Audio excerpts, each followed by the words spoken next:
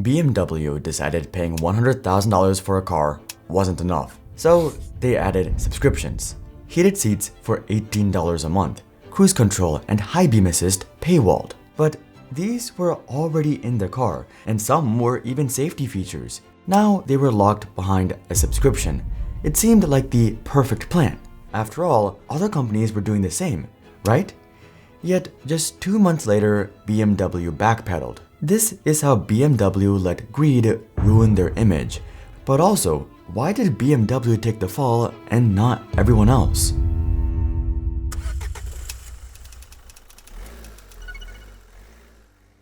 Everything is a subscription now. Your apps, your music, your movies, your phone storage, your home doorbell, your coffee machine. Even the software you need for work is locked behind the monthly payment. No more owning anything, pay for it monthly. It's the golden goose of modern business. Turn one sale into endless revenue. And to be fair, it does work. It works so well, the automotive industry watched and saw the money they could make. They sell some of the most expensive products on earth, and they thought, why should tech companies have all the fun? Which brings us to BMW. The prestigious German car brand built on quality engineering decided to try something. Take that digital playbook and stamp it onto the physical world. Turn the car itself into a subscription service. In July 2022, BMW announced Functions on Demand, and you're probably already rolling your eyes. Heated seats shipped in your car. The coils were there, the wiring done, the sensors installed, but you couldn't use them.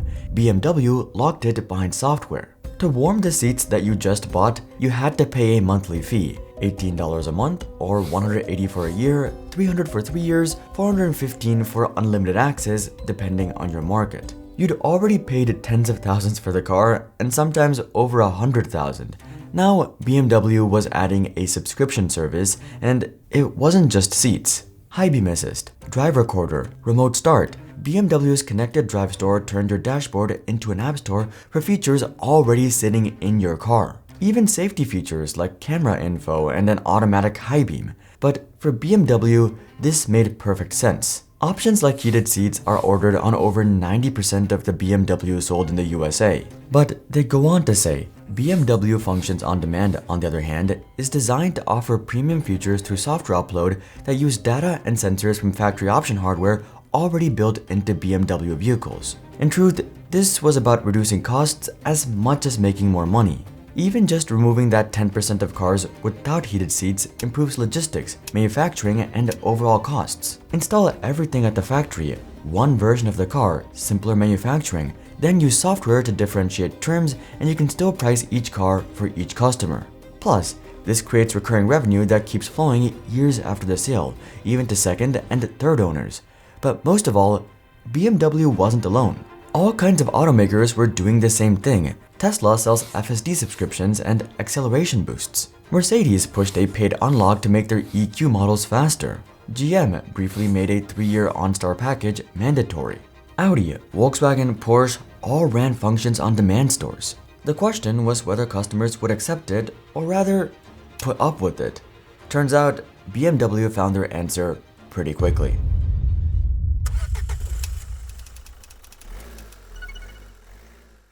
Customers understood exactly what was happening.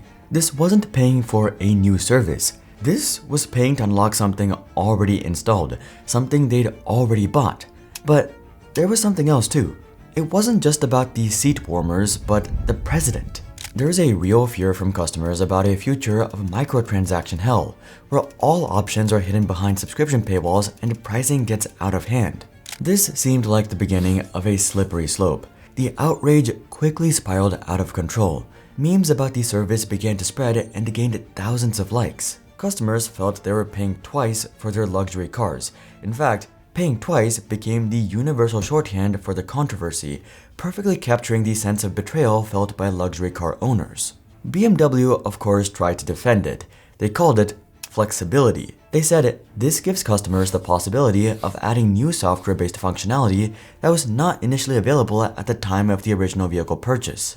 But customers saw through it. They pointed to second owners who could trial features. This functionality is particularly useful for second owners, as they now have the opportunity to add features which the original owner did not choose. Of course, that was a bad excuse. BMW spokesman said, "We know from our customers that their mobility demands are not as static as they used to be. Everyone else was doing it. BMW insisted this was just the future. They were sure this would pass and that everyone would just get used to it. But it didn't." BMW is a brand that sells premium cars.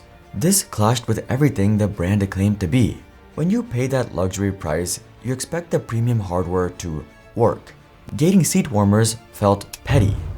The real question wasn't whether people were angry, it was whether they'd actually pay.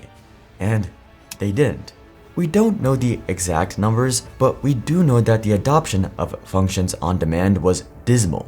A board member said that, "We thought that we would provide an extra service to the customer by offering the chance to activate that later, but the user acceptance isn't that high." To make matters worse, this controversy wasn't helping BMW's image. From July to September, BMW share price had tumbled over 25%, and it saw a drop of about $20 billion in market cap. Then, on September 7, 2023, BMW killed the program.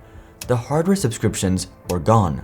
People feel that they paid double, which was actually not true, but perception is reality, I always say, and he's right. Even if customers had paid less long-term for their heated seats, pricing goes much deeper. It's about psychology. What they didn't account for was human emotion, which dictates a huge amount of purchase decisions. BMW promised to pivot. Future subscriptions would focus on real software services, not just flipping on a switch for built-in hardware. This was a strange, annoying part of BMW's history, but there's still one unanswered question.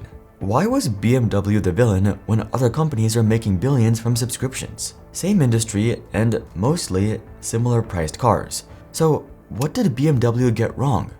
The difference between catastrophic failure and billions in revenue comes down to one thing. Does it feel like a service or does it feel like a ransom?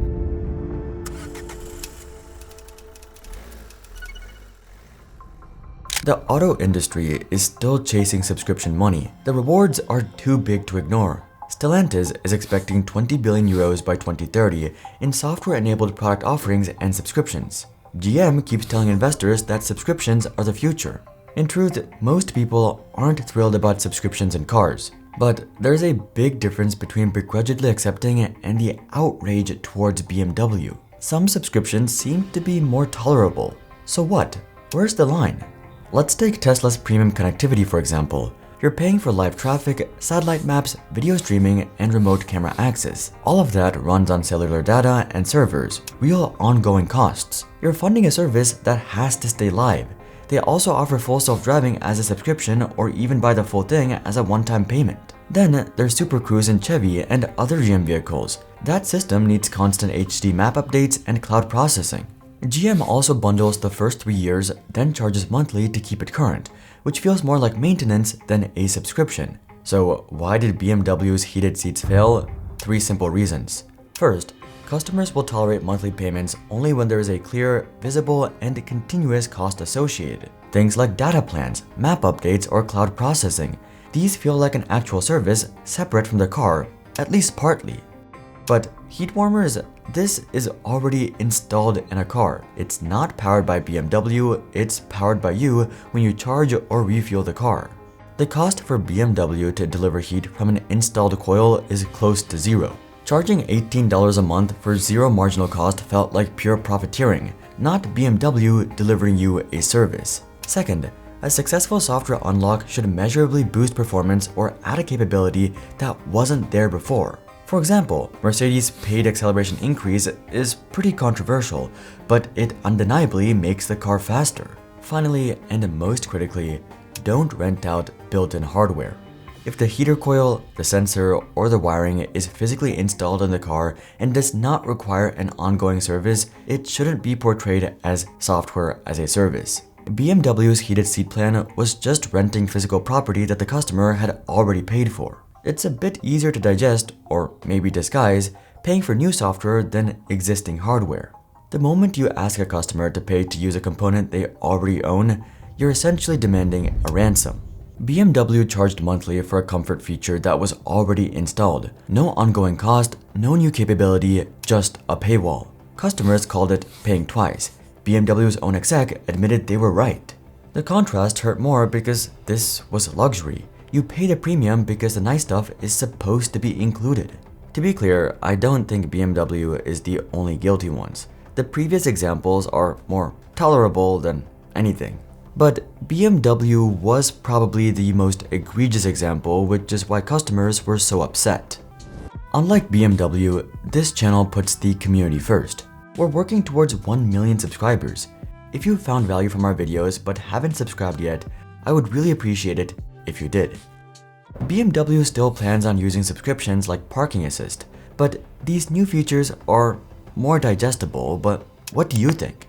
Are some subscriptions in cars acceptable, or should there be none? Either way, it seems like they won't be going away. But BMW's controversy is nothing compared to the disaster that Porsche has gotten themselves into.